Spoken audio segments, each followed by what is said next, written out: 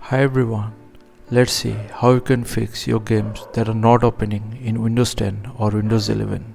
To get started, simply search for Registry Editor and open it. Now under HKey classes root, find the .exe key. Select it. In the right hand side, select the default key, right click over it and click on modify and make sure the value data here is set to exe file.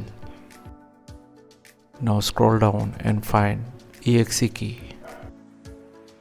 Select it.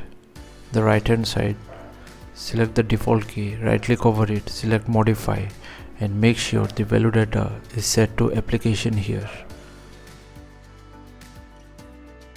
Now expand the shell key, select the open key, right click over the default key, click on modify and make sure the value data here is totally blank. Now close the registry editor, restart your PC and you're good to go. So thanks for watching. Please feel free to subscribe and support the channel if you found the content helpful. Thank you.